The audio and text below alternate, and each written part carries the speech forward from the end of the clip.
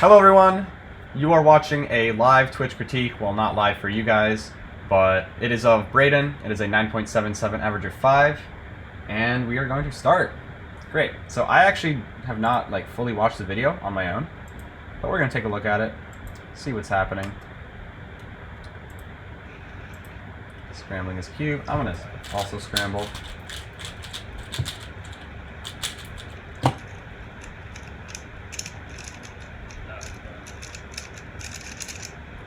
Interesting. Lock up on that. Very interesting. Okay. Very interesting 9 right there we have. Okay, so let's look at that through a magnifying glass, essentially. So, thank you for the follow, Boxton. So here's what's happening. He's white cross, pretty much. He does yellow sometimes, but he only does yellow cross on the 5th solve. So for the first 4, it's just white. So let's just see what he does through here. So he does the white cross. Yeah, he preserves the pair, and he does an X cross, but he doesn't really manage that red edge too well. Doesn't see the green-red pair that's 3 moves. He inserts the pair, rotates a lot, rotates again, probably to influence EO, and then goes for a lefty triple sexy to preserve EO and give him a cross OLL, which he's going to do not as slowly as this one. And then he has a pi case, which is the worst cross OLL in terms of move count, and also he's going to get a diag PLL, which is the worst kind of PLL. So not really the best kind of cross OLL right here, or just last layer case in general. But he did execute the Y perm at a fairly good speed. But let's go through it, one by one. So let's go through cross. So let's see. So the first thing he did was this F prime, and that aligns this green-orange pair here. So that's a good move. However, what you should have done after that was do something a lot like not insert the. Yeah, definitely don't insert this block yet. So do the F prime. But then instead of, here, I'm going to do like a theory solution essentially. So that instead of doing, you want the rest of your solution to be something along the lines of DLB2. So what that does, that moves the cross over here so that this orange piece is partially out of place. But that's okay because we're inserting this red and this blue edge piece relative to orange. So it's fine, and that's done with LB2. Oops.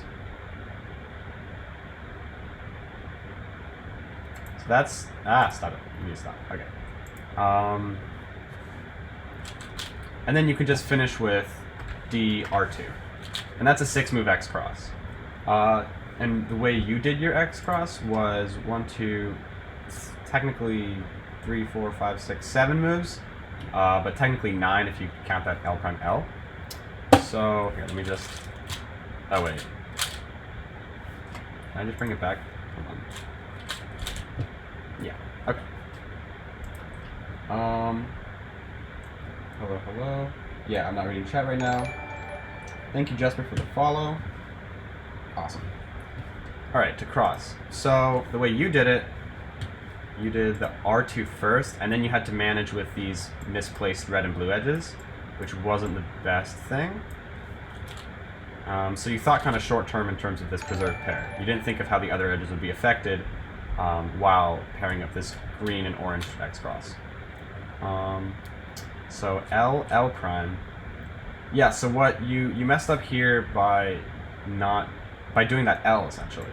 If you didn't do that L, you would have gotten that red piece up there, then you could have done a U prime, and then from here, you could have just done L2, F2. And that would have been 1, 2, wait. Yeah, 1, 2, 3, 4, 5, 6. That would also have been 6 moves, with no weird cross stuff going on. However, unfortunately, something happened with the red edge.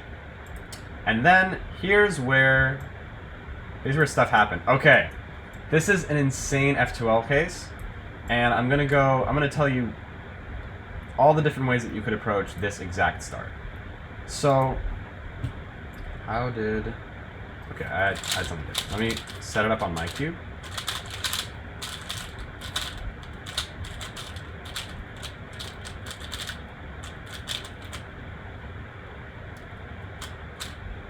And you did L prime L. You can see the cube, right? I hope you can see the cube. And then U prime L prime U prime L prime F2. Okay, so here you had the choice between this blue-red pair right here and this green-red pair right here. So this is a really, like, annoying case because they're both 3-move inserts, but if you insert one of them, the other gets messed up. Not in the worst way, you can still do it 2-gen, but it still gets, you know, awkwardly messed up. So, let's just think about this in terms of one pair for now.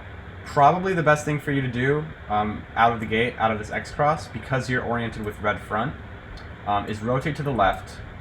And hold on, let me just do that kind of theoretical solve. Oops, that is not what I meant to do. There we go. Shift cross here. So the best thing to do after that would be to like rotate. Oops. Rotate. Like that. Do a U move. No, not a small U, a big U. And then your 3-move pair is here, this red-green pair. And although, even though it would mess up this blue-red pair, you still have, first of all, a 2-gen first pair, because it's, you know, it's second pair, but it's really first pair because you did an X cross. So your second pair is 3 moves, in the back, and 2-gen, so that's amazing. And it sets up this pair to still be able to be solved 2-gen. And you'll just have to, oops, no, that's not what I meant to do. What did I do? That was annoying. Here, let's just do that. Come on, work with me, Safari. Okay, yeah, so you could have done R prime, U prime R. So that would have inputted that pair like that. You would have had this pair, which you could have solved with U prime R U R prime U R U R prime. And then you could have easily gone into a lefty triple inverse sexy. And even if you wanted to, you could cancel to the winner variation and skip OLL. Get a bad G prom, unfortunately, but still. That 3-move insert, you could have taken advantage a little more. Yeah, so you said, why did I do this? I'm asking the same question, but it's all good. Retrospect is the best teacher. So, yeah. This green-red pair, you just did like that. Also, let me show you something cool. So, after this start, this is going to blow y'all guys' minds. So, I was actually playing around with this exact case, and I showed it to a few of my students. So, it's kind of the coolest thing ever. So he has this, right? So the cool thing you can do here, you could have rotated to the right and done this. You could have done F, and what that does, no, not F, God. I meant Y and then F. Forgot to put the rotation. So with that F, you're pairing up this blue-red pair, and then do L, U2, L prime. Oops. And what that does is that puts in that blue-red pair. Then when you're done with that pair, you do F prime. And that brings us back to this 3-move insert, which you can easily do with. So, that looks like in real time would be like this.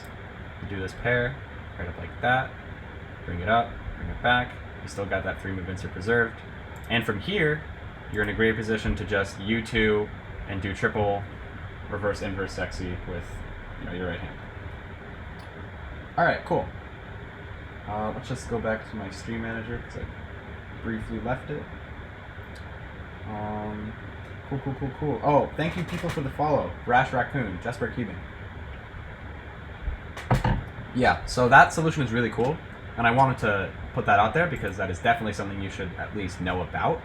You don't have to actively use it in your solves, but make an effort to, because that's a really cool case that you could do in that way. All right, so the way you did this was, wait.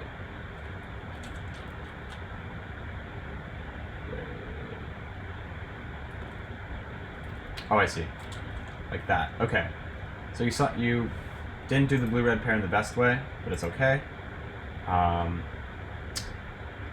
Then with your second pair, or no, your third pair, this is how you solved it. Oh, right, from this angle. Oops. Wait, let's just go back a little bit. So you solved the first pair, you brought it up like here, and you rotated, you did a bunch of U moves because you didn't know what was happening. And so with here, you should have recognized with this L prime, you should have seen this pair. I know you saw this pair, so I know you saw it, but you should have known that it would have, this corner would have stayed the same after the LU prime L prime, and this edge would have moved over here. And then you should have like gone straight into the next solution. So like should be like, okay, LU, wait, is that visible? Yeah.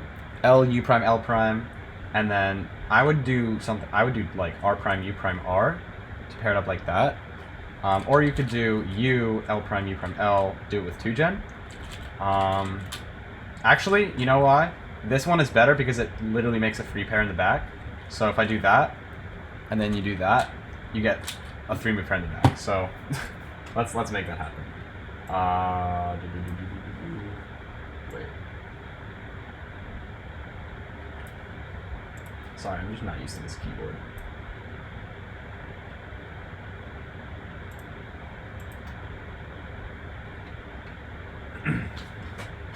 Okay. What you could have done, instead of doing this red-green pair the way you did, was not rotate and do U prime. Yeah, that. And that creates a free pair in the back. And although you didn't see that happen, I'll show you what that looks like again. So we'll go one pair back. So you solve the blue-red pair like this. You should have seen that this pair is going to get broken up, and you should have done this. Moved it over here. Pair the edge up over here. And now you have, right here, you should have seen, oh, whoops. Yeah, right here. You should have seen, why are you doing that? Stop doing that. Yeah, right here, you should have seen that this blue corner, it definitely has the white sticker over here. And this blue-orange edge is in your sights. It's on your right side, so you can see both colors. So you know for a fact that if you do L prime, U prime, L, these will pair up. And your last 3 moves of this pair are L prime, U prime, L. So you can just gone for that, and then insert the pair. Cool. Cool thing you could have done there. And you handled it, this is how you handled it. You did force, like, at least good EO. But here, what you should have done, what I would have done is I personally prefer doing any version of, like, inverse sexy instead of triple sexy. If that makes sense. Would you even see that free pair, though? Yeah. Okay, sorry. Cool.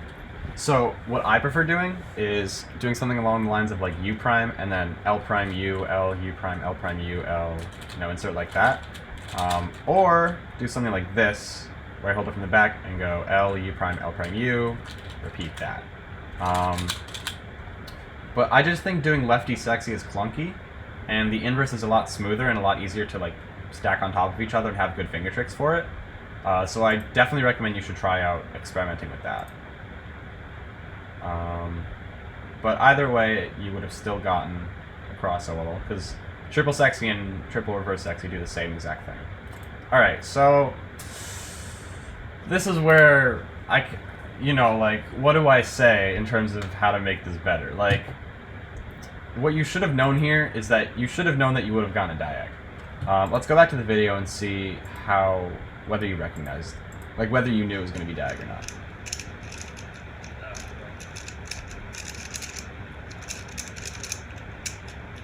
Yeah, so it didn't really seem like you knew it was going to be a Y perm from the very start. Wait.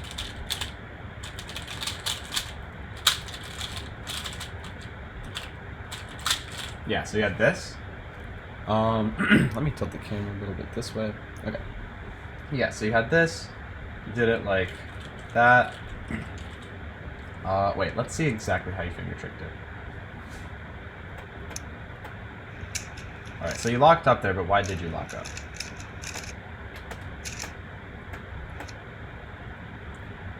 Set it up here with your left index. You go for the lefty double flick, that's good. Your right hand grip was a little sloppy there, but Okay, you regrip correctly with your right hand, that's good. And the lefty, what happens here? Oh, I see. Okay, so I think what's happening here is the U2, and when you're trying to do the R, you have a lockup. There's some sort of a lockup, but what is actually causing that? That lockup's coming from the back, I think. And what I think's, yeah, there's a reason why. So look at the way your left thumb is placed. So it is placed only on this very bottom edge. And also because you did a U2 at the end of the ALG, the only thing holding the back of your cube is this ring finger. So that's a very unstable two-finger grip with your left hand, and can cause a lot of lockups. So what you should have done is had your left thumb at the very center of this this hole, so it's like at the most stable, covering the most amount of pieces, and really just solidified your, you can't really change. Maybe you can add your pinky if that's comfortable, if your hands are small enough, or the cube is big enough, or whatever. Then do that for stability. But I just make sure that, actually, you know what I do? I do like a pinky curled here. A lot of the time when I'm yeah, I think I do.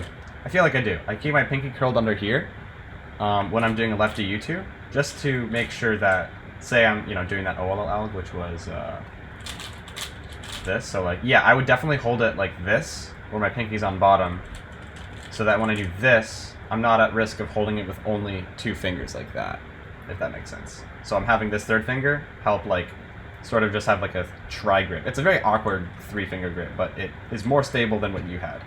And your finger positions were very not good for your lockup. So the way you would know how to tell if you have a Y perm is by knowing CLO, and I'm not saying COLO. I think you should definitely learn CLO. I'm pretty sure you probably know a little bit, Braden.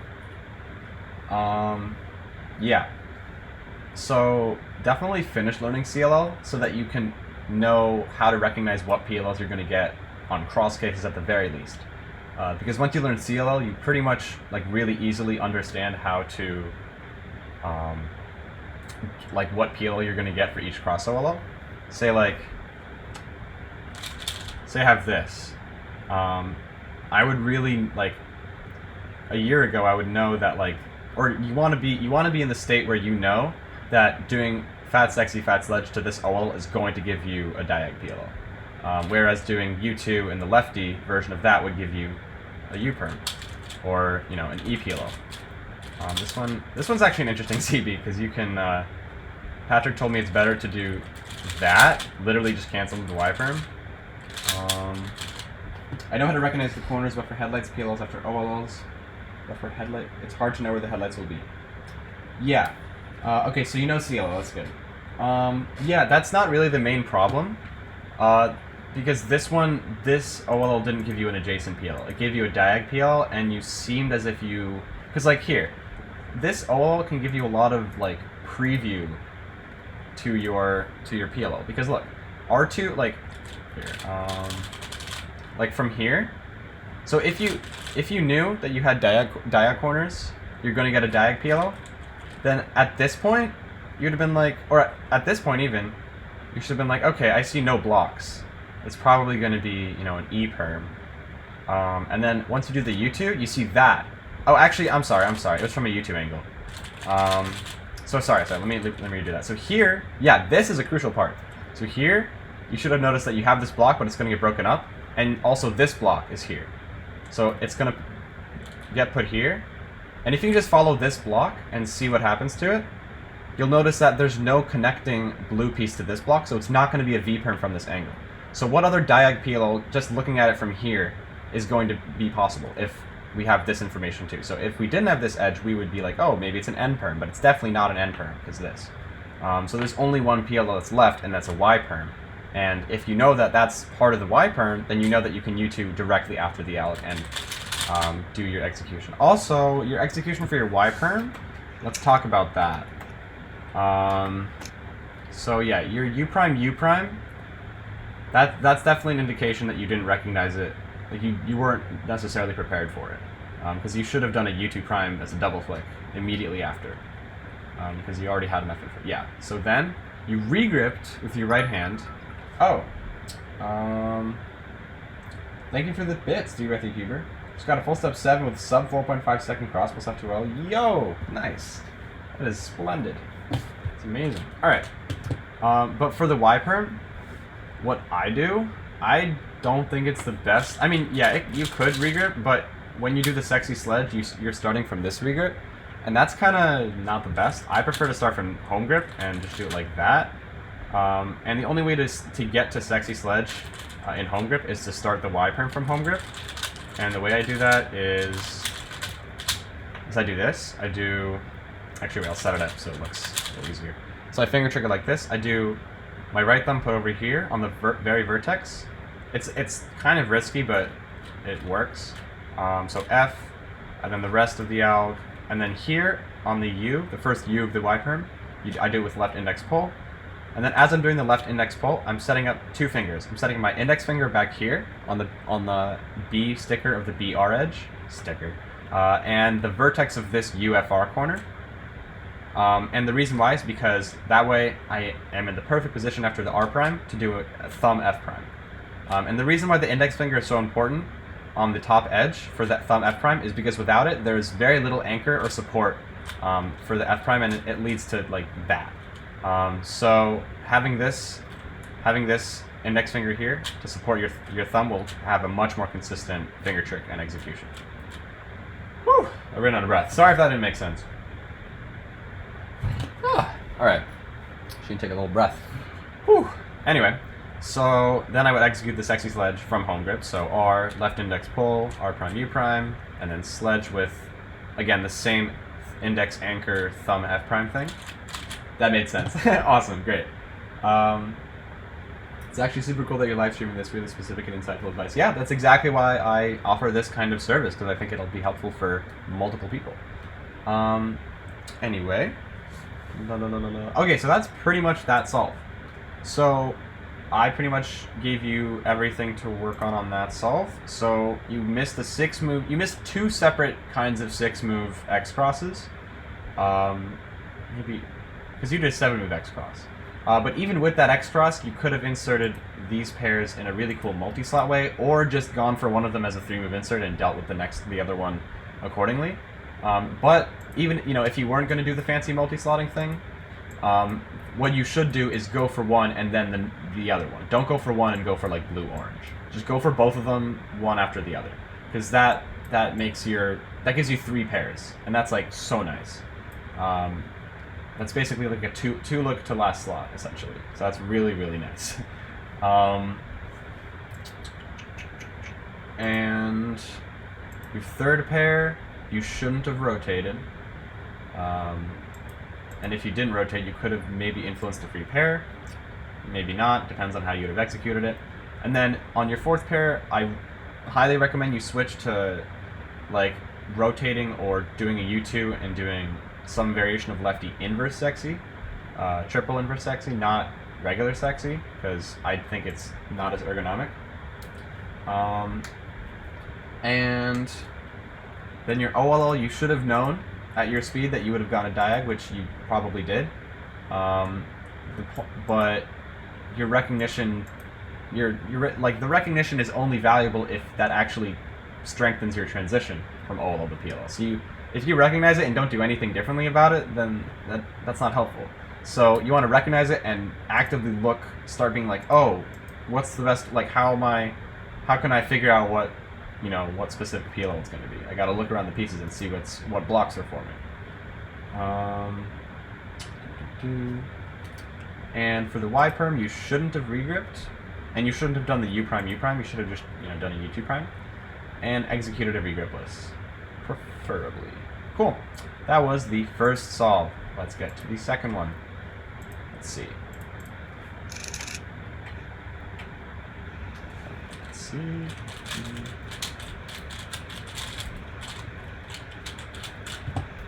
You're watching Monsters Inc. No, that's not one. No, that's Star Wars. Why do I think that's Monsters Inc? Okay.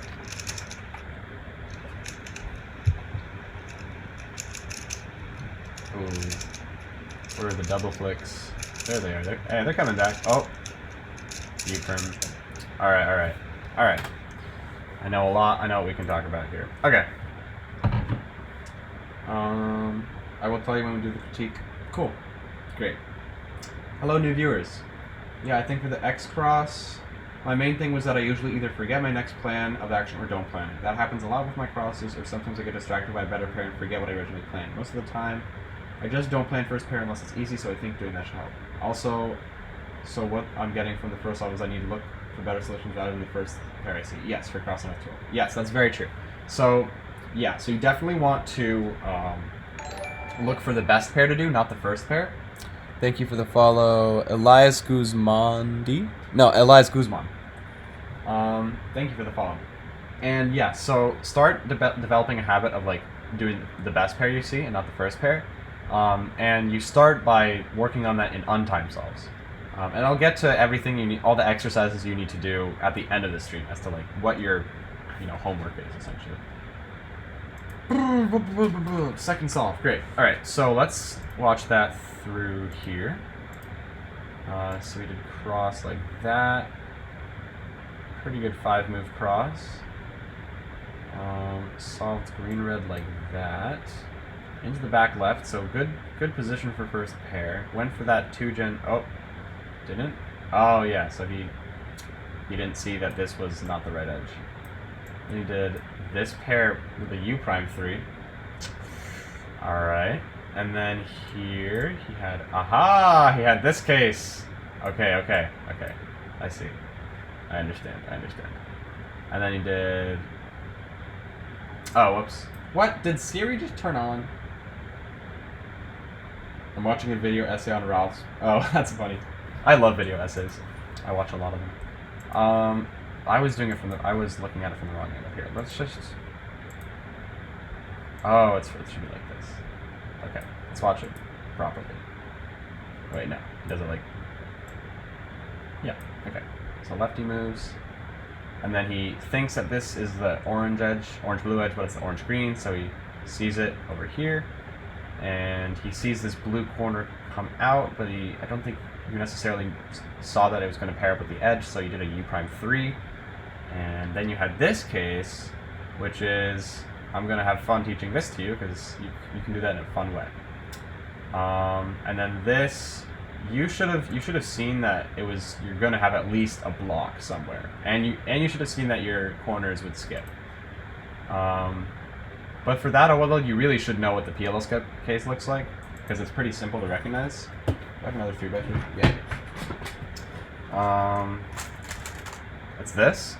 This is the Pll Skip Case, and it looks almost exactly the same as what you had. Yeah. So look, they look like pretty much exactly the same.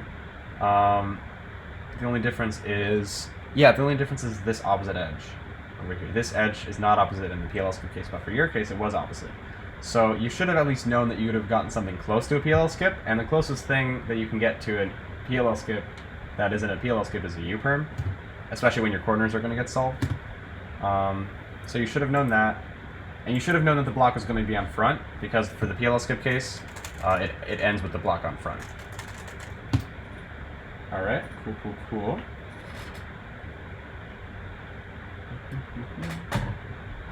Okay. Yo, what's up, Evan? How you doing? Cool. And and you just did a U-perm. Pretty simple. Yeah. Okay, so let's go through this solve move by move. So you did Z2, Y prime. Okay, so you have your cross pieces here, and right in the front here. So your overall plan was good. I don't think there's really that much to say in terms of cross.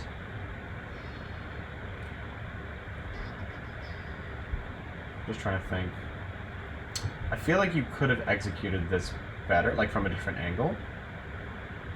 Like probably from this angle and done like maybe something like this and done down prime, F prime with your left thumb, and then L2. And then you can do D prime R with your right hand, and that's still the same exact cross, but from a Y prime angle. And then you have this free pair, which is in front. It's in front right, which isn't the best. But it's still first pair is 3 moves, so it's a good start at the very least. And you could do something like that. Okay. Oh wow, free pair. But yeah, let's see. But yeah, your overall solution was good, but maybe modify it so that it's from a different angle, so it's a little more ergonomic, so to speak.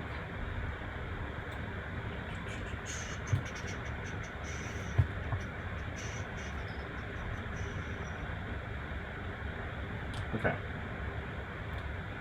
So you did down prime L, back to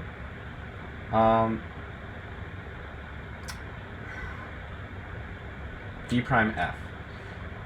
So you could have done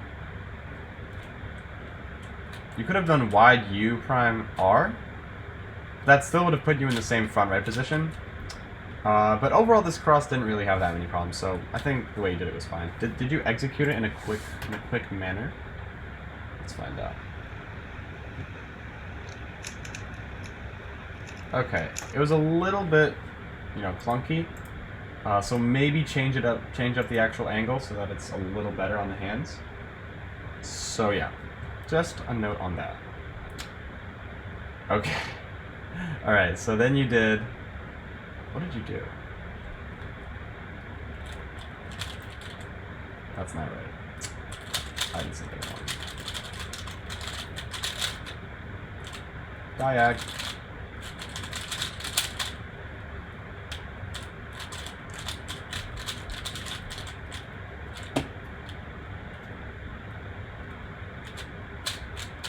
Okay, so here you did. Oh, wow. Okay, Braden.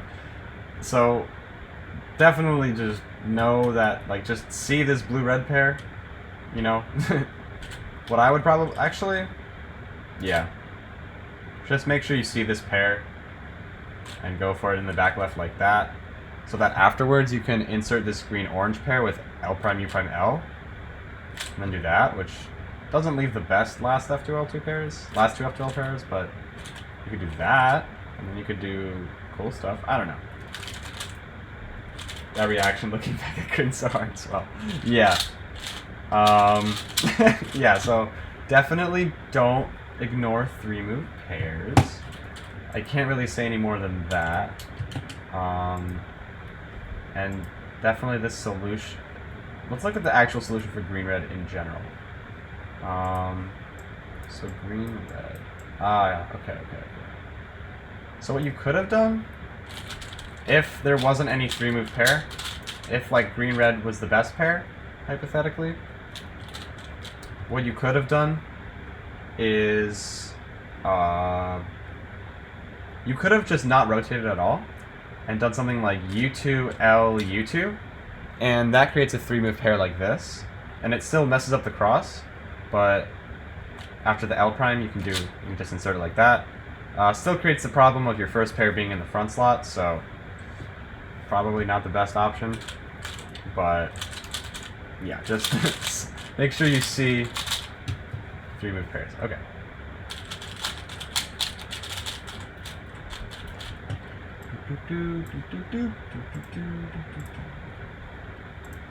And after that, what did you do? Oh, whoops. That is from the wrong angle. Oh. Right. Okay. So here, you probably could have done some other stuff. Could you...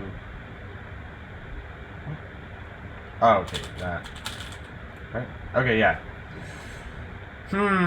This is interesting. Okay, so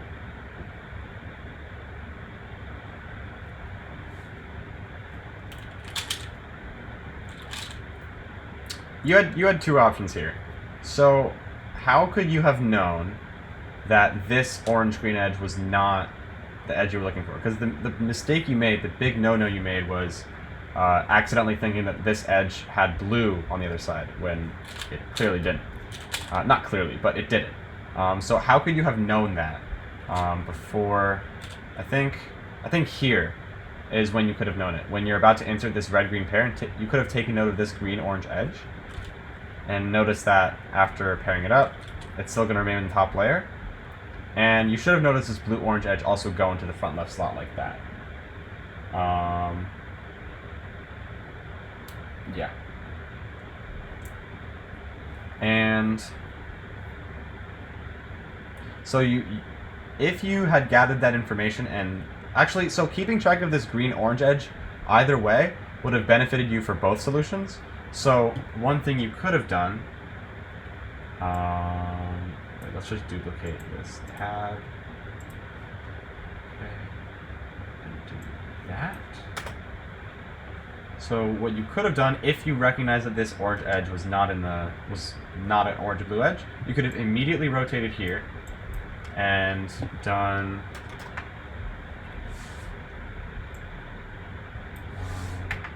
the solution you did. Yeah. You could have immediately done that. Goes in there, and then seen that, go here. And then seen that this corner was going here, and then that move, that R2, that gives you the perfect angle of seeing where your next pair is going to be. So this blue-red pair should be exactly where your eyes are, if you already don't know where it should be. So you should have gone in, like, immediately into that pair, because you know that it's going to end up 2 moves away like that. And then gone into the back with it. Or done it with R moves, but either way, you should not have done what you did, which is do 3 U primes, like that, and then solve it that way. So it's clear you didn't know where your next pair is going to be. So definitely, like, practice, like, with 3 move inserts, knowing where pieces are going to end up. Let's see. Okay, so there's nothing really more to say to that third pair besides... Oh, actually, I was going to offer the second solution. What you also could have done, if you had realized that, that orange-green edge was there, you could have just inserted the orange-green pair by doing U,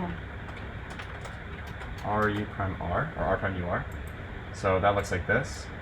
We're taking this orange-green edge in the back like that, doing a U to move it over here, and moving that twisted corner so that it pairs up. Oops, like that. And then you could just pair this pair up like that. That does rely on you being able to see that this corner is, not that corner. That after this pair, this green-orange corner is in the back right, like that. But you do have this orange sticker of information, and somewhere through the moves you could have probably, here, let me think. Yeah, during this entire red-green pair, this corner was not affected at all, so you had all that time to look at it or notice it and see that it was there, and maybe gone into that kind of solution. Yeah. Thank you, S. Gillen, for the follow. Appreciate it. So yeah, that was your second pair. Your third pair, again, already said everything. Just make sure it's going to be where it's going to be. Thank you, the only Cheez-It, for the follow. All right, now we're going to have fun. Because this pair, this last pair that you did, I completely understand why you did it the way you did. Why are you doing that? Stop it. I completely understand why you did that. However, watch what happens when you do a U move. No, not a small U. You do a U move. So you have this edge right here, right? You have it like there in the back. Your usual, thing to do would be to do a U, or if the back slot is open, U prime, and do, pair it up with a 3 move insert, like R prime U2R or L prime U2L. But if you have, especially if you have this EO, because it's also going to solve this EO, you can do this very interesting alg where I'm going to break it down simply, and then I'm going to give you the, show you the actual alg. But watch what happens when you do an M. So although the cross is messed up, you have this pair. And if you just solve it in the 7 move solution, so R prime, U2, R2, U, R2, U, R, it solves the pair and brings the cross back to where that M slice was. So you can undo that M prime, or that M. And that looks like this. So you bring the edge down and solve it like that. and then undo the M prime. So the cool thing is, those M moves and R moves cancel out, because M and R prime is the exact same thing as doing R prime, wide R prime. Yeah, that is really nice. Yeah, so with cancellations, it looks like this. So you just replace the first and last moves with wide, and you get that. Oops, wait, no, not that. I didn't mean for that to happen. Sorry, this is what it looks like. Also, you would do the R2 as the second R2 as an R2 prime. So you do bam bam, R2, R2 prime, U. Yeah. So that's a really good way of doing that case. Yeah, so here, I would have finger tricked it like this. And then I would have seen, like, by this point that I would have a soon. So I might even, like, do an M prime and cancel into the soon like that. Or maybe just do a U anti-soon like that. Usually when I have a soon from the back like this, I always go for the back soon. Low-key because Yusheng do, that's how he got his WR. Instead of doing U anti-soon. So, yeah, I don't know.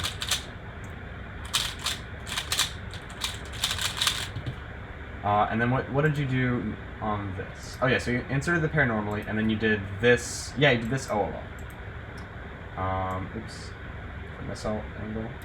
So it's essentially just a wide double soon. And the thing about anything that's a conjugate of a soon is that it never, dispermutates? What's the word? Like, mispermutates a corner. So whenever you do any kind of wide soon or any kind of soon, or just scramble the cube with any kind of combinations of soons and wide soons, triple, double, whatever, your corners will always be permuted correctly if you twist them back to, they will always be in the same relative position.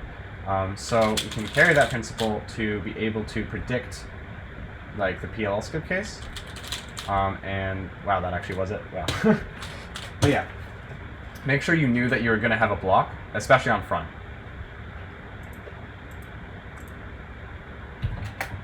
That way you could have done something like this. Yeah, so here, here's what you should have done. Here, let's just copy paste this.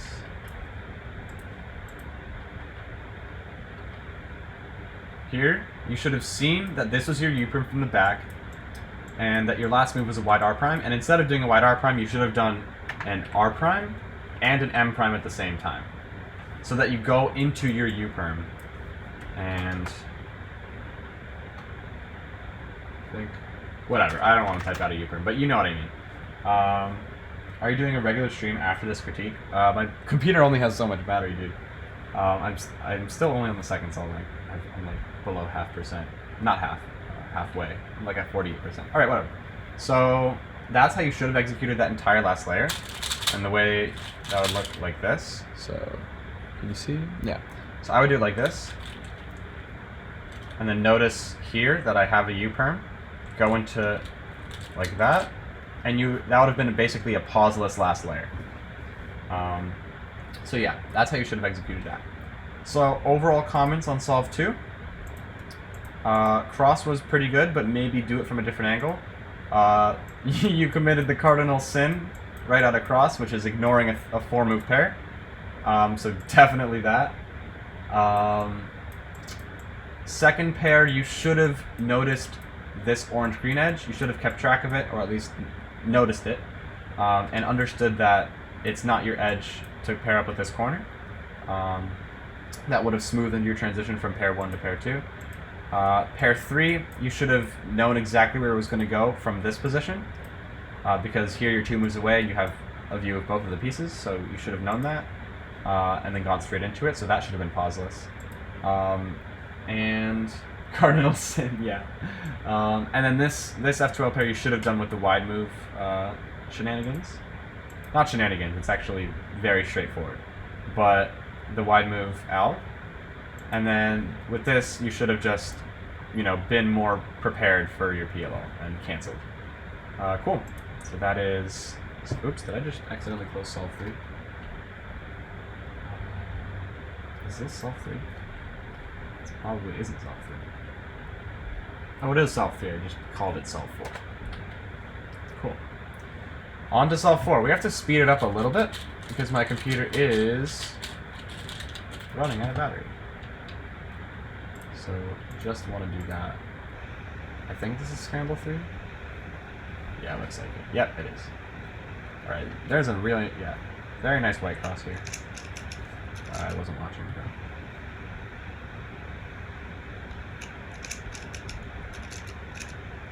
Oh, interesting. Interesting. Okay. Okay. 989. Interesting. Okay. So, let's watch that through here.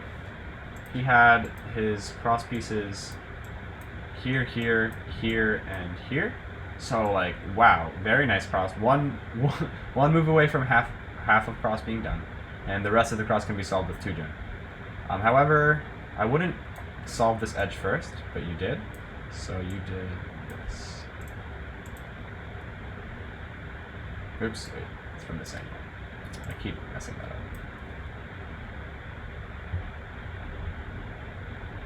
Okay. And you went for the blue-orange pair.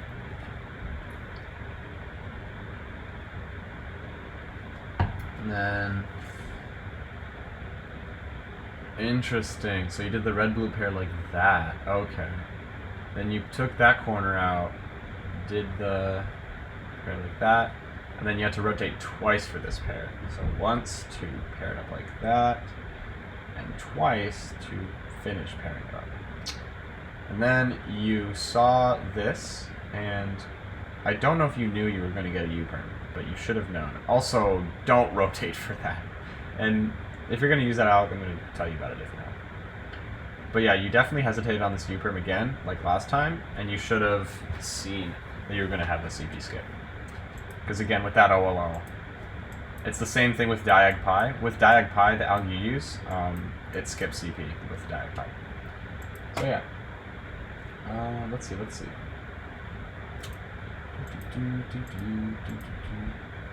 I'd love a better alg for that OLL. Yes, I will definitely provide. I'll provide you 2. One that is the same exact thing as your OLL but mirrored, and one that's like probably better that I use. Okay, so let's see what we could have done with cross.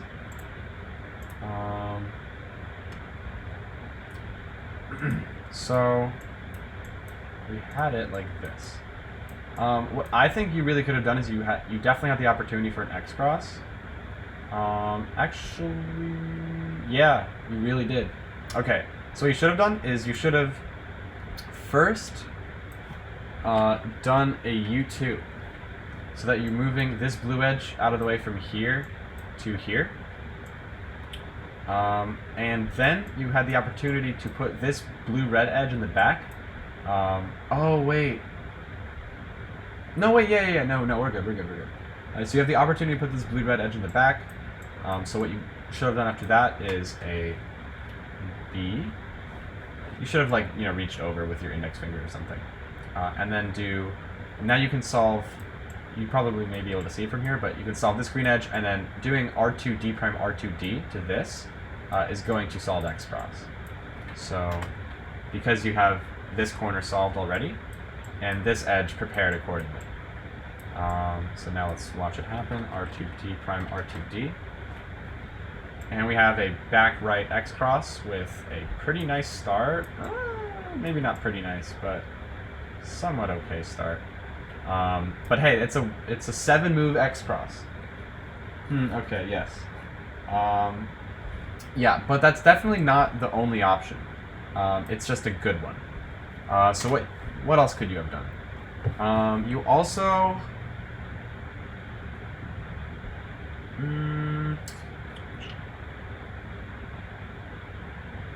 Wait, so what did you do? You really... 1, 2, 3, 4, 5, 6, 7... Wait.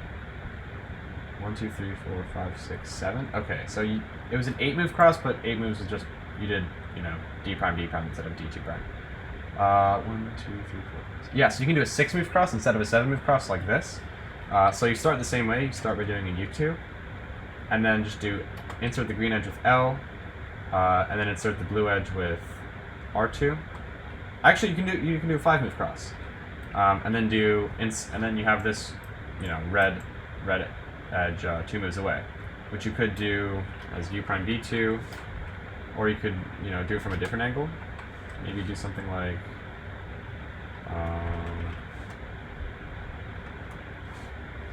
alright, wow, my laptop really is okay. Maybe do something along the lines of yeah, no, I would actually execute it that way. I would execute it this way. Where you do it like this. Because that's really nice. That's a 5-move cross. And you could actually keyhole this green-red corner into the back left like that, and start off with a really nice first pair. But yeah, that's how that cross could have been done better. Let's see. All right. I might have to take just a small break, like just to charge my laptop and just, you know, interact with chat if that's cool. And I'll probably cut that out as well, or of the YouTube upload. Let's see. Fourth. Oh wait. What am I talking about? Not fourth solid. Okay, awesome. Thank you, Braden. Thank you, Braden, for being flexible. Alright, so cross. Also, you had an opportunity to do an impromptu X cross right here. Wait, you executed from this orientation, right? Yeah. So L, R prime, D prime, R, D prime. So, although it's not the best, like, thing to do, I'm flexible with anything except my body. That's hilarious. What you could have done is you could have taken out this green-orange corner with R, U prime, R prime, like this, and then done a D prime, and then inserted this corner back in. So I would do inverse sexy like that, and then do another D prime to finish the cross. It's a much longer cross, but it's an X cross. Definitely not the most worth it cross. But if you really wanted to, you could do another D2 and keyhole this corner, and give yourself a nice rotationless first two pairs. But yeah, just some recommendations.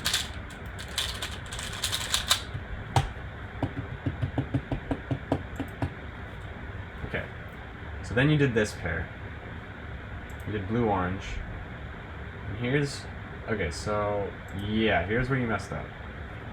What you should have done is you either should have not rotated and done it with F moves.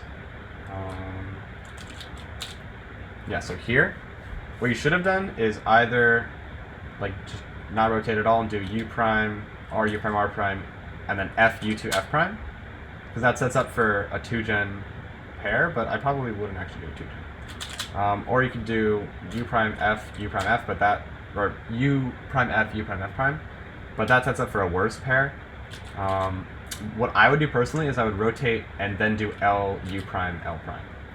Because then that puts in the back left and gives me a good opening for this pair and for my remaining pairs. So after that I would do this pair, so L prime, U, L, U prime to pair it up like that, and then F, U, F prime, and then here I would notice this green-red corner that's solved and just keyhole it in. So D prime, insert the free pair, D, reinsert it, and then cancel into this, so do that. And actually we have the same OLL as you got. So I'm going to teach you this OLL now. Actually, no, I'm not going to do that. I'm going to go pair by pair and then teach you the OLL. Let's do everything in order. Let's do everything in order. Okay. So that's how you could have done that first pair differently. You also could have done your red-blue pair in the same way, just mirrored. But it really was a strange first pair, you know, right out of the gate. It's very strange. Okay. But yeah, moving on to second pair. Oops. Okay, let's just see where you were. Oh, it's from here. Right. Okay, so here's what you did. So for this blue-red pair, you did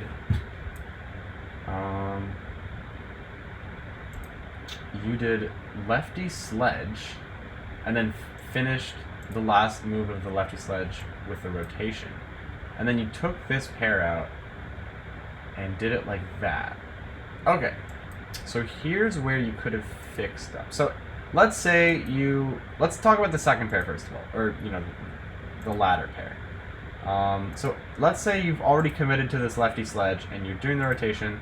Here, you should have looked around while after this point, you should not be looking at your blue-red pair at all. You should know that your fingers are doing U, L prime, and that's what you're going to be doing. And meanwhile, you should be looking at these two pieces, so you should be very aware of the fact that these two edges are solved. Ooh, thank you for the bits. Or the bit, thank you, weirdo. And you should have seen that this corner these two corners were swapped, and this corner is oriented. So what you could do is you could have done... let's copy that.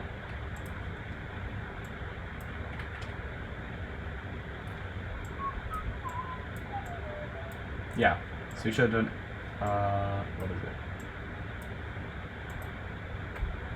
Right there. Oh, whoops. And then, so let's say committed to the lefty sledge and you're here. What you should have done is taken this corner out with RUR prime, and then just keyhold it. Like that. Now you have this pair, which is a very easy two-gen pair. So that would look like this.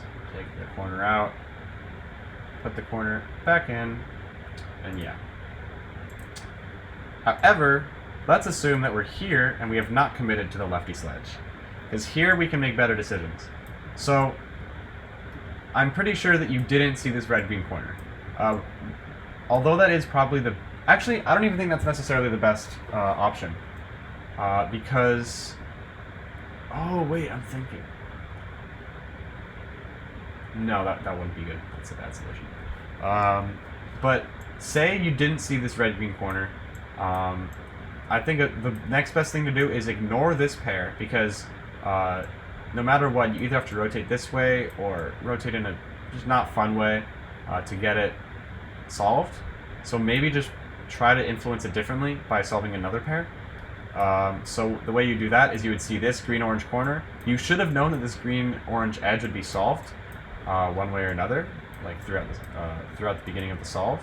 Let's say here.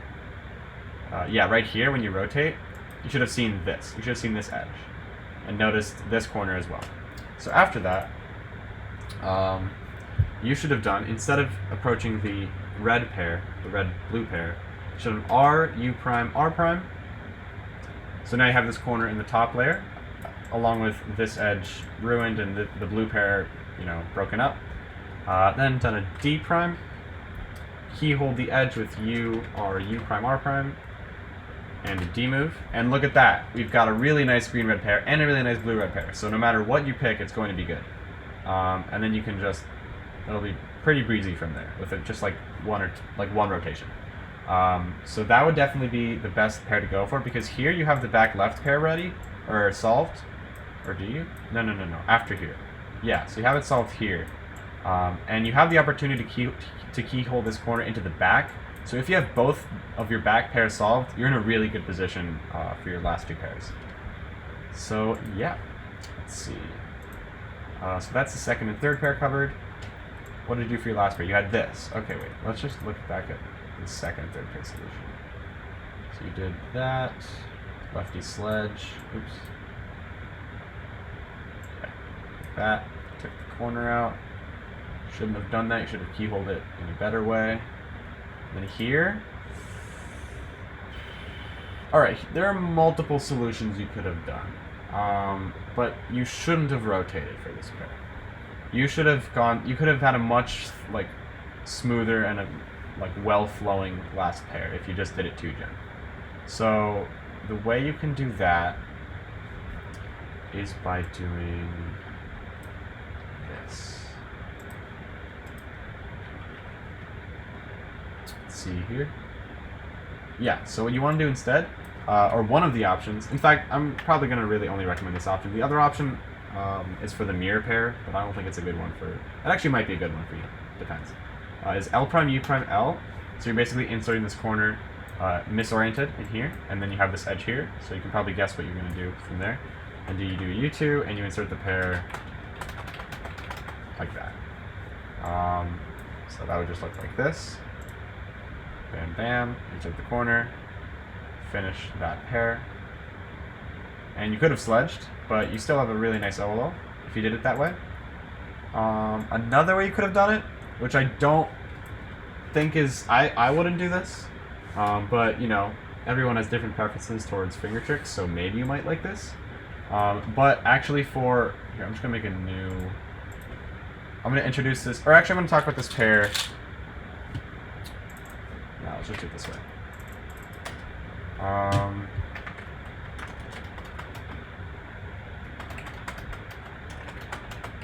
think. Yeah, good. So the way you would solve this pair is you would do the corner comm R prime D prime R, U prime R prime D R, and that creates a free pair. So that would look like this: R prime D prime R U prime R prime D R, and you have a free pair. And after that, you can either cancel into a sledge or a regular insert, depending on how you see EO. So you could, if you wanted to, do the left version of that, which would be L D L prime U L D L prime. Oh, whoops, that was supposed to be. So I think that would look like.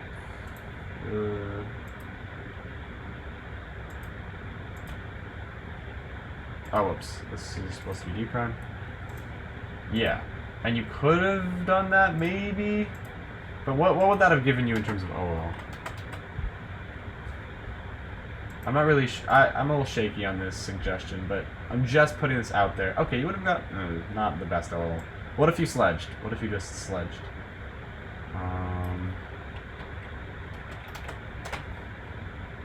Alright, you would have gotten sexy sledge, so... Maybe worth it? I don't know. Definitely just a hypothesis right here. So let's talk about... That was a third pair.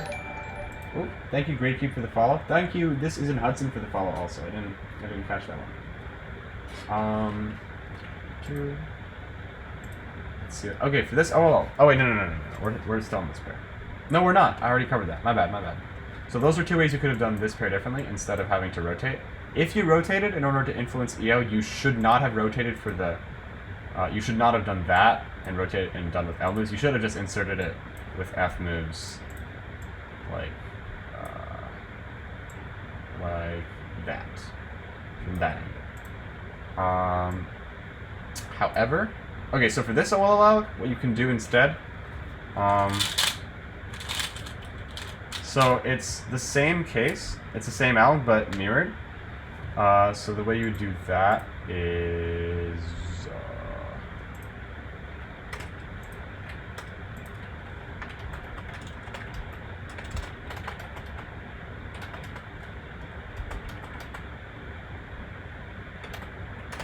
Cool. So, the way you would do this would be like this. This is only for this OLCP. I said this a lot. But this is how it would look. So it's basically soon cancel into this OLL from this side. So you're basically doing inverse sexy with back moves like that. And that's all that OLL is. So you're doing a soon. And notice how it's going into that through rough OLL, but you're canceling into it, making it a nice 10 mover, I think. 1, 2, 3, 4, 5, 6, 7, 8, 9, 10. Yeah, 10 mover. However, there is a, I think, 12 mover. That is the one I use. And that looks like this. So you can do this, and if you just do inverse hedge, which is inverse sledge. What are you doing? Oh, I'm stupid. I'm just gonna put it in parentheses so it's a little easier. And then do, oh wait. Oh, I'm done. Wrong out. What you do first is you do F inverse sexy F prime. And then you have this OL, but you would think to do wide soon, right? But no. You don't do wide soon because that's an extra move. Although it does solve this OLCP. Don't do the wide soon. What you should do instead is, I know you do know CLO, so where can I find the nearest 2x2? Here's one. So I know for a fact that if you know CLO, you know this CLO. And the way you do that is F, R prime, F prime, R, U2 R, U2 R prime, which is basically inverse sledge, and then you insert the corner with a U2 R, U2 R prime. That's all the alg is. So you can apply that same exact alg to a wide soon, and it does that OLCP. So F R prime R, insert the pair like that. So we can cancel by doing.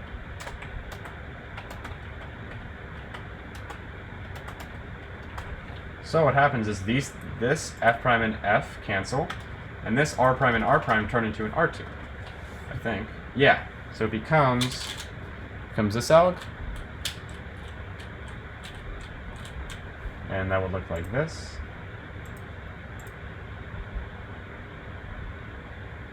Oops, should be an R2 prime, but yeah. Hey, do that. All right, now let's work. Wait.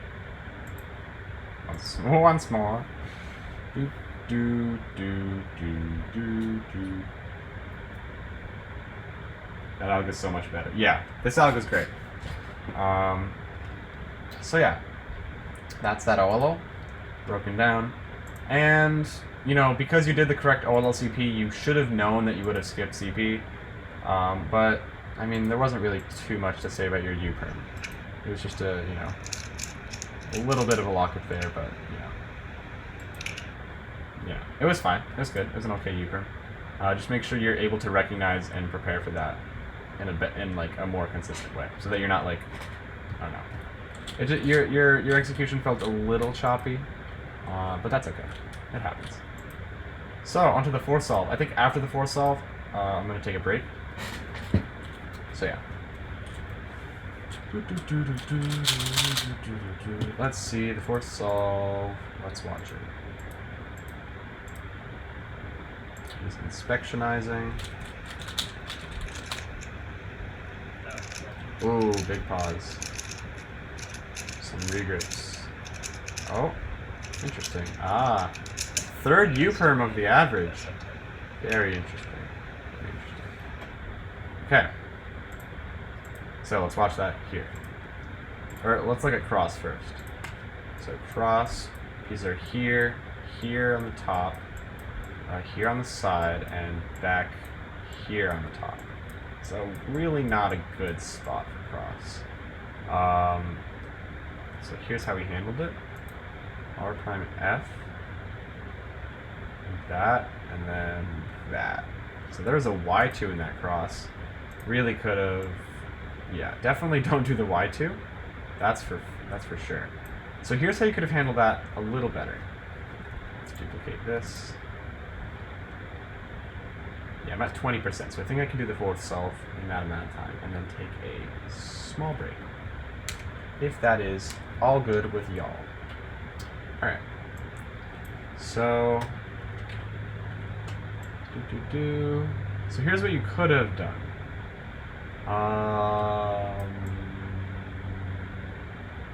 Yeah, so instead of solving the blue and orange into the correct slots and dealing with the red and green in a weird way, what you could have done is solve the red and blue like this. So hold it a Y prime away, I think. And do R prime.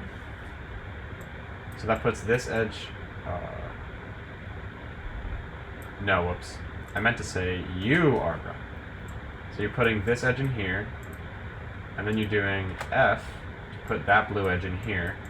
And here, now you have this orange and green edge paired up in a really nice way, and it's from the back. So you can just do D prime, back prime R, and that makes the whole cross, plus D2.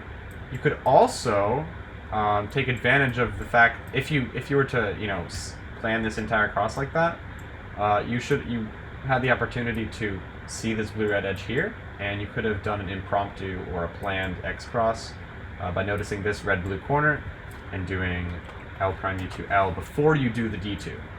So that you have this, and then you can do D2.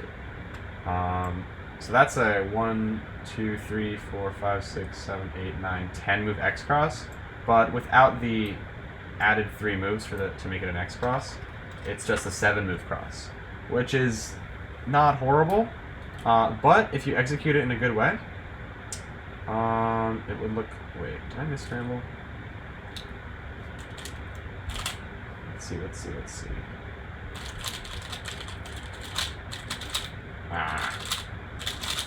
See? I have this overall. You want to make sure you know that you're going to have either a Pll skip or a U-perm. So I know.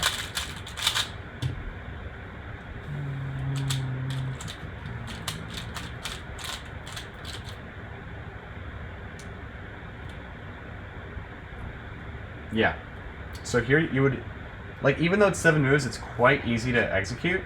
And also this blue-red edge is solved from the very beginning, so you can track it quite easily. So you actually could plan your X cross sort of well, or you have a good chance of being able to plan it. So I would execute it like this. I'd do from home grip U, R prime F, and then down prime with my left ring, then back prime R, and then if I'm not doing the X cross, I'm just doing a D2 with my left hand.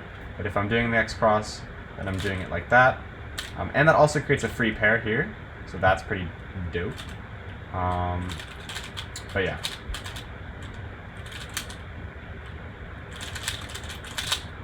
Okay.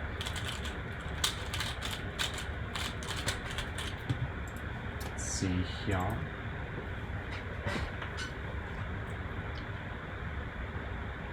Yeah, so that cross solution was bad, and you know that. So just don't have solutions like that. So this first pair. Okay. So you should not have done this. If you're here, if you didn't even plan your first pair, but you're still looking for stuff, and you see this, don't go for red-green. Go for blue-orange, because back right is better than front left.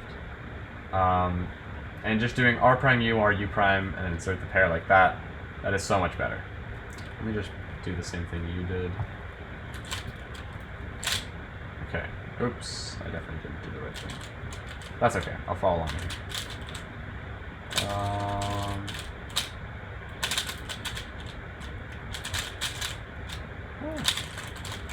Okay. So you definitely should have gone for this blue-orange pair first, and then seen where the green pair would have gone from there.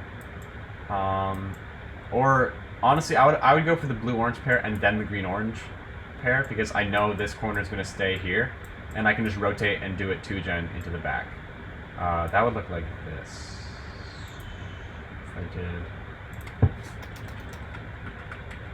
If you did say, so instead of doing the green-red, you do this like that. And then you keep track of this corner and this edge. Now you're in the perfect position. You could actually cancel into double sledge, but that wouldn't be good for your look ahead, and I would just do a rotation and insert it from the back like that. So the whole 2 pairs would look like this. Or your first 2 pairs would look like this. 2-gen solution, rotate, 2-gen solution. That's what you want to see. Okay. So with second pair, let's see what happened here. You took it out like that. Oh no, that was first pair, whoops. Second pair, wait. Right, yeah, so second, I already went over first pair. Second pair, you did that pair. That was good. That's a good thing you did. Because that way you have your last 2 pairs. Oops. Oh, stop it. So it's good that you inserted that pair like that. And then what did you do for this pair? Yeah, it could have been a rotation. Yeah, so it should... That was your biggest mistake with this pair. You should not have done it like that. Yeah. And then you... Again, you should not have rotated for this pair. You should have done it with F moves. Okay. Oh, actually, no, this pair. Okay, so here...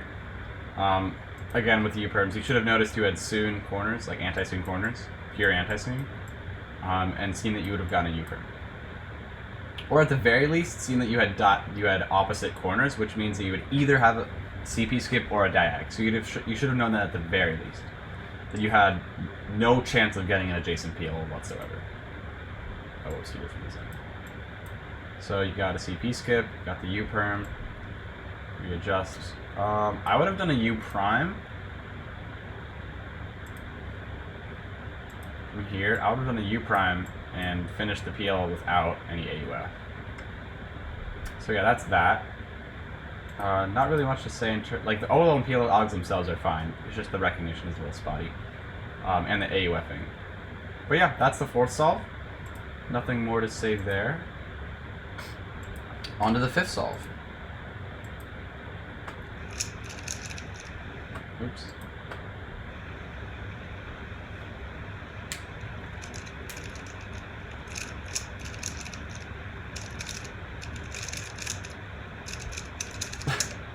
Four U-firms and one average. Very nice. Okay. I'm just going to close these other ones out. Okay, so... Hey, work with me, please. Hello?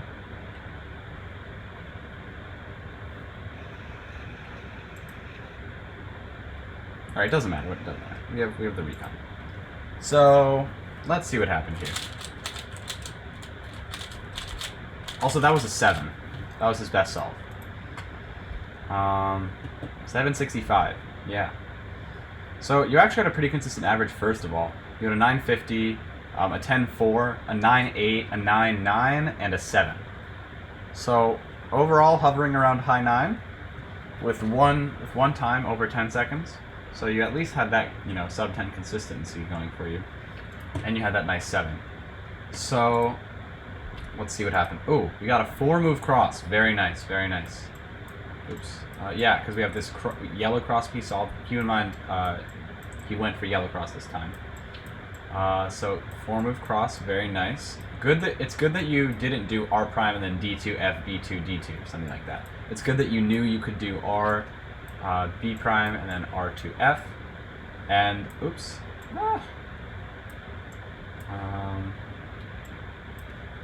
In case, let's see. Yeah, so you did that, and you finger tricked it in a good way.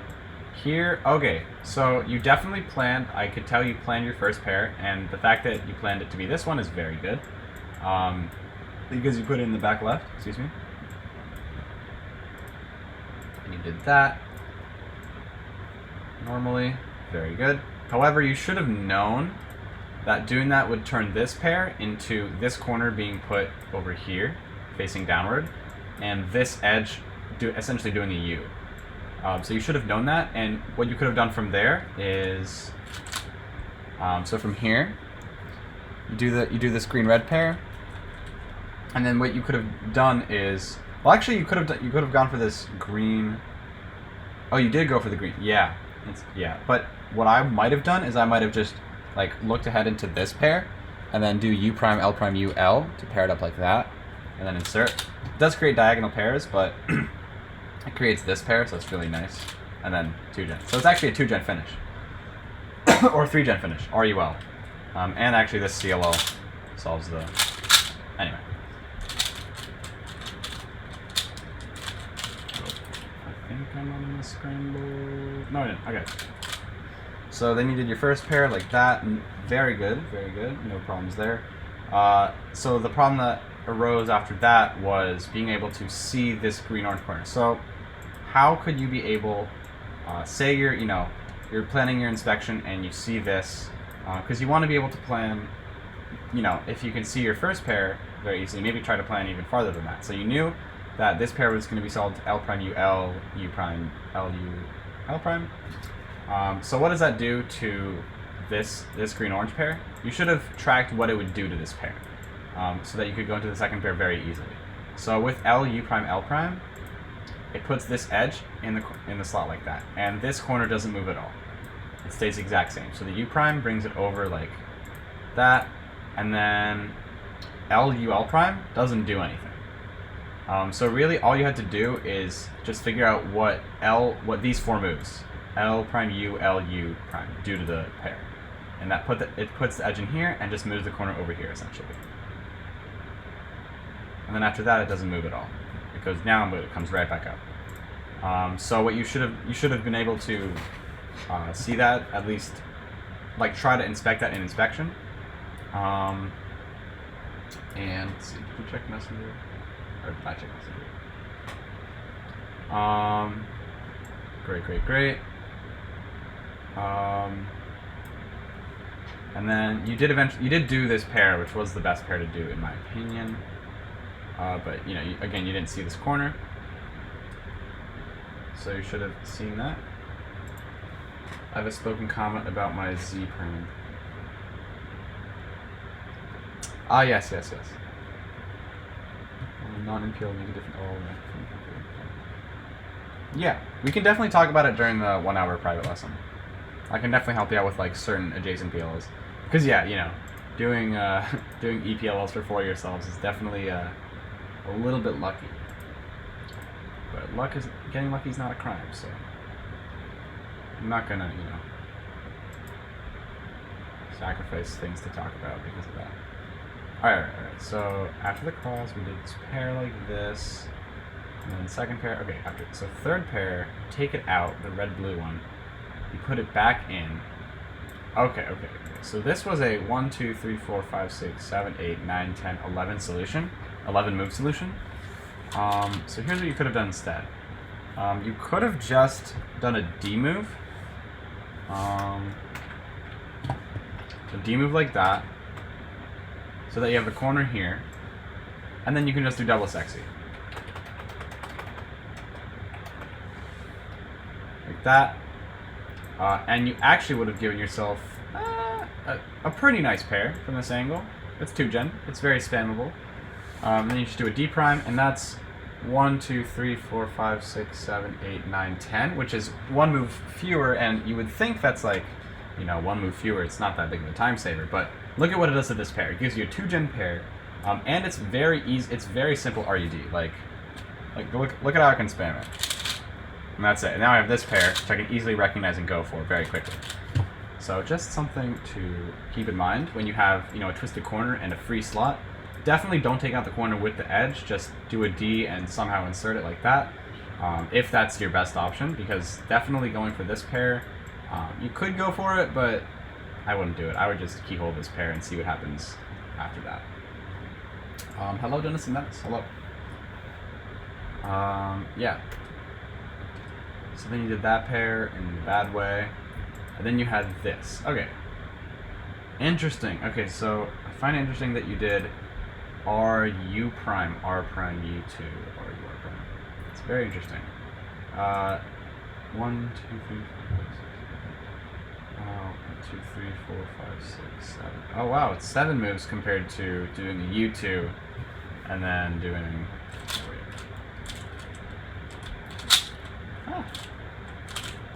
So you had like this, not the same last layer, but this corner. Pll Case. So what I would have probably done is done U2 and then RU, R prime, and then insert the pair.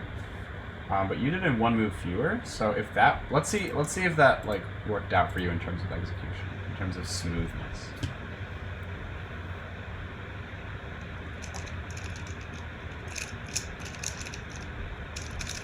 Okay, it was executed quite smoothly.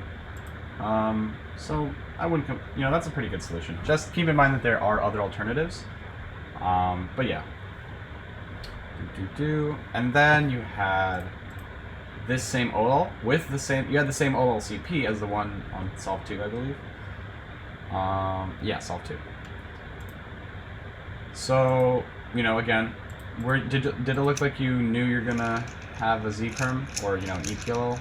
Probably. But did you act like it? Okay, yeah, you're pretty prepared.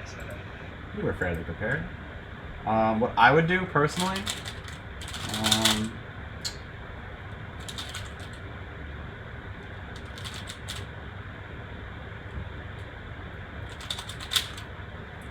does Aiden Bartlett know PBO? No, very little.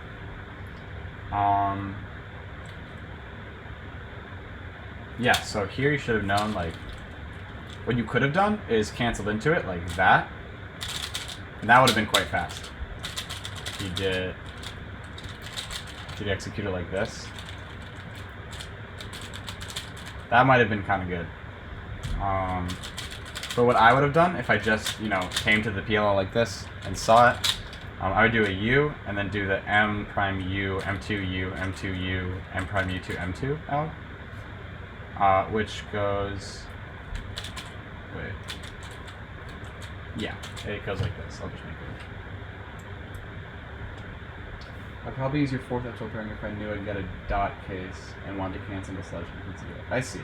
Yeah, the way you solve it was fine because it's one move fewer, and you executed it in a very smooth way with no problem. So you can really use those solutions interchangeably if you want. So it's really up to you because you have no problems with either.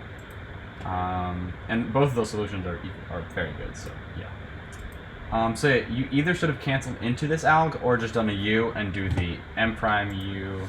I'll just type it out here. M prime U, M2U, M2U, M prime U to M2, I think. Yeah.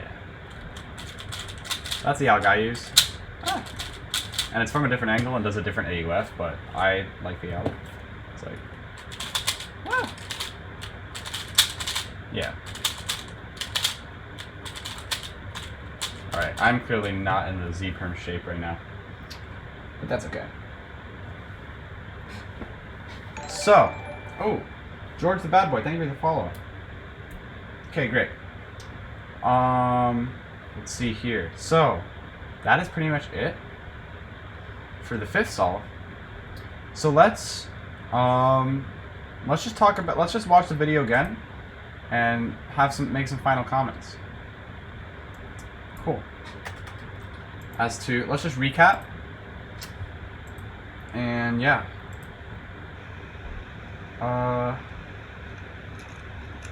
X cross into bad first pair with final pair you could have improved.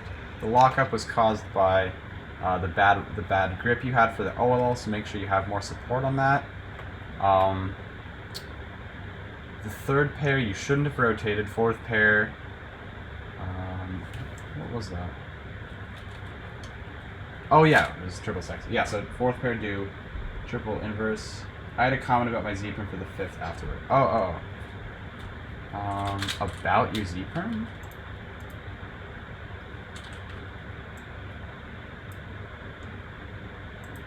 Oh, hello? Why is this difficult? I might have deleted it.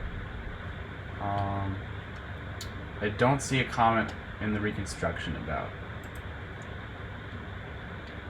Nor do I see it in the... I mean, I see the thing you say about EPLL, but nothing about specifically a Z-perm. In the video, not description. Oh, I see.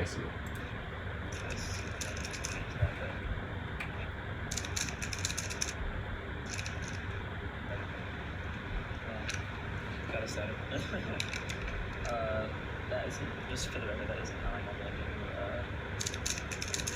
Z-perms. That's how I do it if I get it from this angle with no like V-Rep or anything like that. Right. Usually, well, if I do like this and change that, but I usually do. So do you just use the mirror? That looks like you just use the mirror.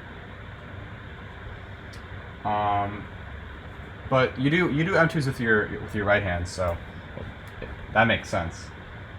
Yeah, let me know.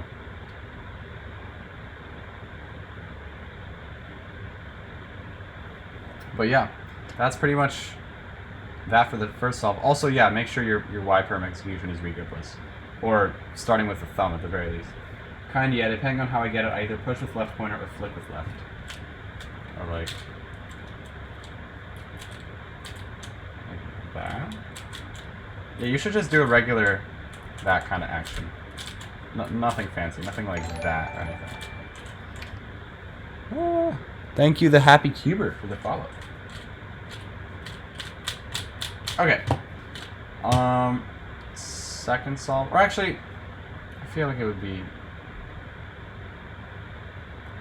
I don't know. I feel like it'd be too much to go through every solve again and go through everything I went through, but I kind of want to wrap it up and talk about big things to work on. So, a lot of times your first pair out of the gate was not good, and a couple of the times you had, yeah. So for first solve, you had an X cross for your first solve. So if you're going to do an X cross, you really got to count the moves and see exactly what you're doing. For your cross game, honestly, you seem to have a pretty good approach towards cross, except if it's an X cross or something you're trying to preserve. I see a lot of people have that problem that they're really confident with their crosses until they see something they have to preserve that isn't an edge. And they like get choked up and don't know how to solve it. So try to, if you see anything, like you want to develop a practice habit where instead of seeing like the preserved pair or some sort of X cross opportunity as something you have to do, do like the shortest cross possible in your head, and then compare that to what the X cross is. So say you have like a 6-move cross, and you're like, okay, but that breaks up that pair. Or is that better than doing a 10-move X cross? And the answer is, how good is your F2L start afterwards? Because if you're struggling to do the 10-move X cross and it's really awkward, and the 6-move cross is way easier to execute, then maybe there's an easy pair out of that 6-move cross that would be worth it to go more worth it to go towards, if that makes sense. So yeah, untimed practice where you practice, doing different crosses like that, where you compare normal cross versus X cross and move count and execution. And yeah, so for this F2L pair, I already gave you the cool way of doing that, where you just do an F from here, and then LU to L prime, where you insert the pair like that, and then undo the F with an F prime, and then insert this 3-move green-red pair. Not that that's something, you would be able to know, but just a cool thing. Then you would have this blue-orange pair from the back, and that's all of F2L. But you just make sure you are able to see 3-move inserts more often. So let's think big picture about what you want to practice. So definitely you want to start doing untimed solves where you just focus on cross, and you try to like find anything that's under 7 moves. And then same, what I said before with the X cross thing. Oh yeah, awesome. Yeah, so, and you want to, let's see. Really, I mean, there are a lot of scrambles that you can do some cool X cross stuff for, or you can influence pairs in a good way.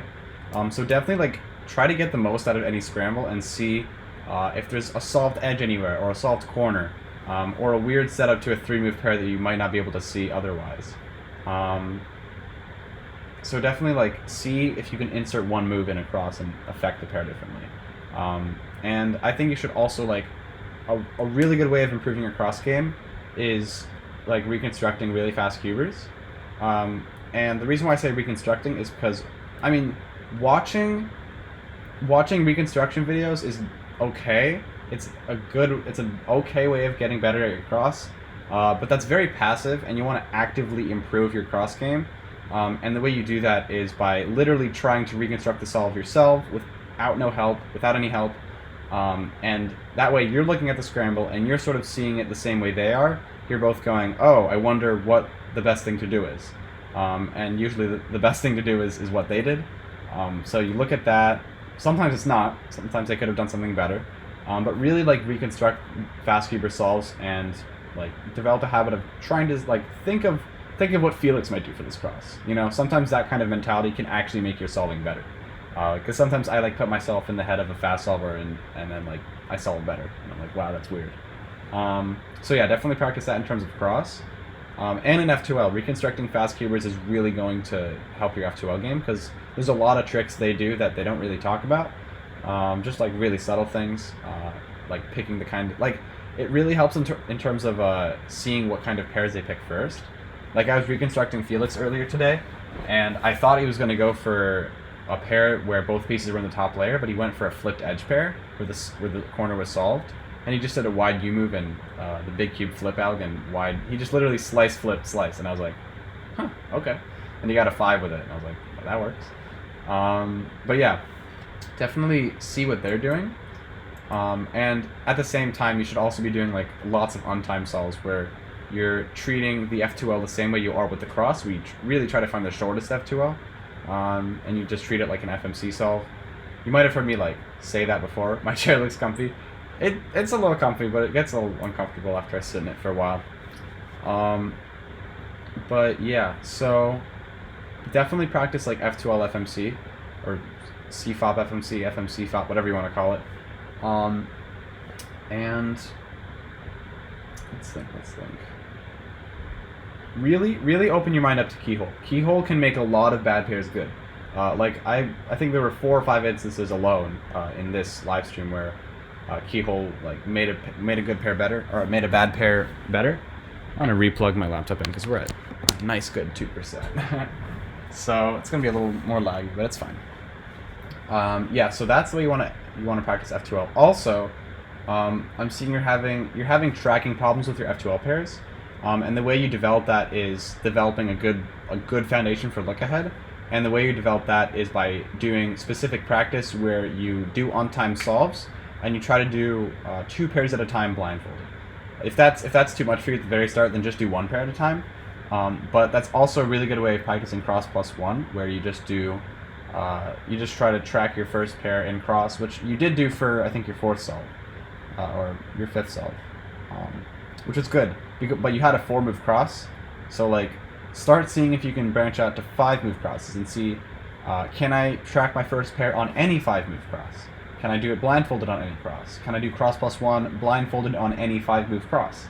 And ask yourself that for 6-move after you get used to 5 moves, and like work your way up to longer crosses and being able to track any pair, you know, on those lengths. Let's see. OLL. So I mean, I didn't really have a good glimpse into like your last layer Alex because a lot of them repeated, which is fine. It's not your fault. But what I want to see more is the recognition of the PLL that's coming up. So even though you probably did recognize all of them and have a good idea of whether you're going to get an EPL or adjacent PL or DAG PL, it didn't show. It didn't show in the way you held the cube and the way you executed. So you want to be able to really like be confident in the fact that you are going to get this PLL and you have to prepare. And like knowledge is power, but only when you can like act upon it. So if you know you're going to get a Y perm, but don't like prepare the U2 ahead of it, or you still recognize it very slowly, that doesn't help you even if you know seal and you know how to recognize it. You want to be able to like what I do is I really like look around the cube and I'm like, oh man, what is about to happen on the cube? What PLL am I going to get? And the fact that it ends with the algae you did with R prem U2R, as I mentioned before, really helps with that. So find which triggers like lead to what and where pieces move. And again, doing double pair blind practice is really going to help with like just general understanding of how pieces move when you're not looking at the ones you are solving. Hello. Yes. If you have a lesson, do you reconstruct the solves? No, only if it's for a written critique or a live critique or a YouTube critique. If it's a private lesson, you don't have to reconstruct anything. Okay. And for PLL, really, honestly, just drill your executions and make sure you have good alternate algs from good grips. Make sure you are able to switch grips from home grip to U perm grip or M slice grip really quickly. Make sure you are comfortable with going from grip to grip, and know how many PLLs you start from home grip and know how many you don't. I don't know how many I do, but I know which ones I do. I know for A perm I go here, for E perm I go here, for F perm I go here, for GA perm I go here, for GB perm I start from home grip, for GC perm I go here, GD I start from home grip, H I start with any M's or any M slice alg I start like this. JB I start from home grip, JA I can start from home grip if it's the lefty one, but sometimes I start like this, and so on. You basically do that for all of your PLLs, and after that move on to OLLs because you're sub 10. You're at the point where you should be really thinking about the best way to do any OLL and any PLL combination, because at this point you're gonna have that. So yes. Let's see. That's pretty much it. Basically just really drill. Knowledge is useless if you're dumb. Team. Also, if I want to try to recognize what PLL I'll get after OLL, should I do the OLL really slowly and look ahead, or not do any moves to try to untime look ahead PLL and do one fluid motion? I think what you should. Okay, so here's what you should be thinking about is not like what. So you don't have to know exactly what PL you're gonna get, but you should like receive like essentially what are context clues. So you should definitely know with full confidence what like adjacent. You should do the cross OLLs on every CP, and see what happens, or just see which OLL does which things to solved CP or diag CP, like what leads to where. Make sure you figure that out for every cross OLL and every OLL while you're at it, if you have the time, so that with any OLL you know whether you're going to get a diag PLL or EPLL or adjacent PL. And after that, only then should you really look at the moves at the end of the algo that you're doing and try to piece together what the PL is going to be. Sometimes it's a little hard, but if say I have like let's get a scrambled PL that looking. Let's say I have like. Say I have this. Okay, so I know I'm going to have adjacent CP just by looking at this OLL. Because I know that the way I normally solve it solves this CP, where it's nice and colorful and matching and stuff. And I know that if it's opposites, like this, or like opposites relative to this corner, then it's going to be diag. But if it's anything else, I'm going to have adjacent. So I know for a fact I can just prepare for an adjacent PL. So let's do the alg. And here you can piece together a good thing. You can see this block here and this edge here. So I know I'm going to have, excuse me, like a 2x2x1 block in the back left. So it's now definitely not a V-perm because it's an adjacent PLL.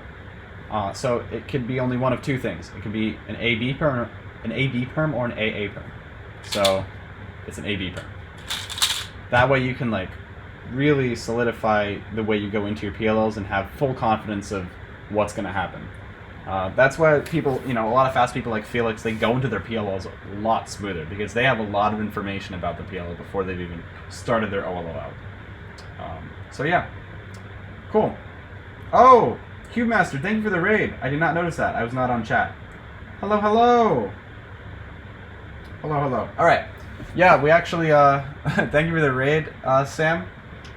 I was actually thinking about shooting that F2L video for cubing scene after this stream, but I'm probably going to take a little break and just relax my brain. But yeah, Braden, this is pretty much all that you should work on. I hope that was enough. I'm going to try to get this out tonight on YouTube. This might take a little bit of time to upload. It'll probably be up late in the morning, or early in the morning. But yeah, definitely. I hope you found this helpful. And thank you, Juan Pat or Juan Pat, for the follow. Yes, of course, Braden. Yes, happy to help. And this was my first of hopefully many Twitch critiques. I have been having a good amount of private lessons, so I hope I've been helping you if you're one of those people that I've been coaching. And if you don't know about my coaching service,